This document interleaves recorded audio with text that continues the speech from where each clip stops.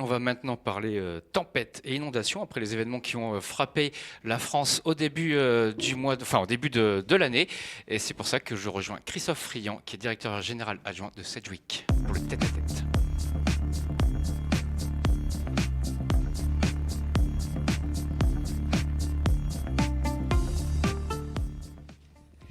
Bonjour Christophe Friand, merci d'avoir accepté notre invitation. Bonjour Florian.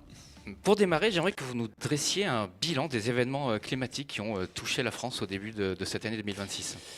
C'est vrai que l'année 2025 avait été plutôt calme en termes d'événements climatiques. Au contraire, sur ce début d'année, on est plutôt sur des événements qui s'accumulent avec la tempête Goretti en janvier. On a eu Niels, Pedro en février, plus d'importantes inondations sur plusieurs régions de France. Donc effectivement, on a été gâtés sur ce premier trimestre. Alors avant qu'on rentre un peu dans les chiffres sur le nombre de dossiers que vous avez reçus, est-ce que vous avez un peu un profil des sinistrés? Est-ce que c'est plutôt des entreprises, des particuliers?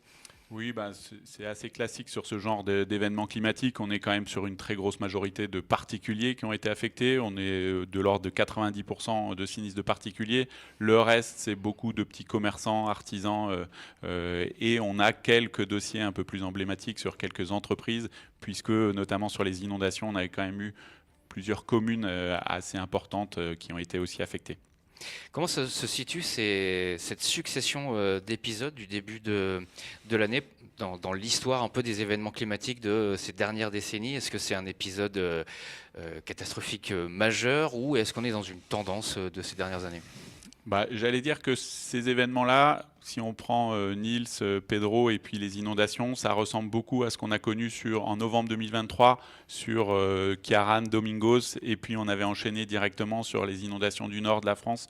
Donc sur les premières estimations de France Assureur, on est à peu près sur des mêmes tendances où on dépasse le milliard d'euros d'indemnisation. Donc on commence à être sur des événements un peu costauds.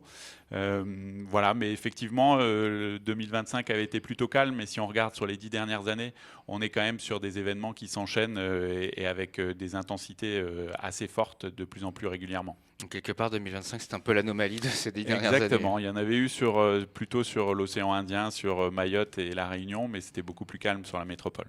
Donc France Assure qui avait chiffré dans sa dernière estimation 1,2 milliard les dommages assurés pour ces différents événements entre la tempête, un petit peu environ 1 milliard et puis 250 millions pour les inondations. Comment ça marche pour un cabinet d'experts d'assurance comme Sedgwick? Comment se mobilise sur un événement d'une telle ampleur? Effectivement, c'est en premier lieu les experts qui sont mobilisés pour aller faire face à ces sinistres-là. On sait que de plus en plus, il y a quand même des enjeux médiatiques, politiques de plus en plus forts. Donc la réactivité, c'est vraiment le maître mot. On est quand même dans une société de service à l'assurance, donc à nous d'apporter le meilleur service possible. Donc on mobilise beaucoup d'experts, ce qui se traduit soit par des experts qui vont aller sur le terrain directement, sur les zones sinistrées, mais aussi de plus en plus depuis le Covid, on a vraiment développé aussi l'expertise en visio et donc on mobilise aussi des experts d'autres régions pour intervenir. Donc au global, depuis ces événements-là, qui est en gros un mois et demi, chez Sedgwick, on en est à plus d'une centaine on approche la centaine de semaines de renfort d'experts sur le terrain, donc des experts qui viennent d'autres régions pour aller expertiser en Gironde, en Occitanie et en Pays de Loire, les 3 zones qui ont été les plus touchées. Et puis là, une centaine d'experts complémentaires qui sont venus donner un coup de main via de la visio-expertise. Donc ça fait combien? Ça fait Pas loin de 150 experts mobilisés, en plus des experts qui travaillent habituellement sur les 3 régions. Donc effectivement, c'est quand même un déplacement et une mobilisation assez massive. Pour un nombre de dossiers sur l'ensemble de la profession, on doit être à peu près à 150 000 dossiers d'expertise transmis par les assureurs. Effectivement, en fonction des logiques assurantielles et de leur politique de gestion, certains assureurs confient beaucoup de dossiers à l'expertise, d'autres un peu moins et dans des délais plus ou moins rapides. Donc on en reçoit encore beaucoup actuellement. La vague n'est pas encore terminée pour ce qui nous concerne. Mais donc voilà, on est sur un marché à peu près de 150 000 dossiers pour l'ensemble de la profession, ce qui est quand même pas neutre, surtout sur des zones assez raccourcies comme les 3 régions que j'ai citées tout à l'heure. Aujourd'hui, on a un peu plus d'un mois après le début de ces événements. Est-ce qu'on en est sur les dossiers en termes de traitement?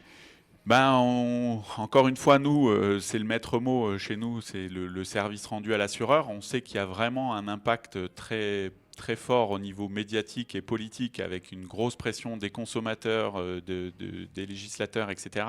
Donc, depuis quelques temps, l'objectif qu'on se fixe avec la plupart des assureurs, c'est de faire en sorte que 3 mois après l'événement, on ait clôturé 95% des dossiers. C'est en gros une bonne marque de fabrique qui est qu'un petit résidu de dossier qui, 3 mois après l'événement, ne soit pas clôturé. Et là, à date, vous voyez, on est à peu près un mois et demi de l'événement. En tout cas, chez Sedwick, on a dépassé les 80% de dossiers clôturés.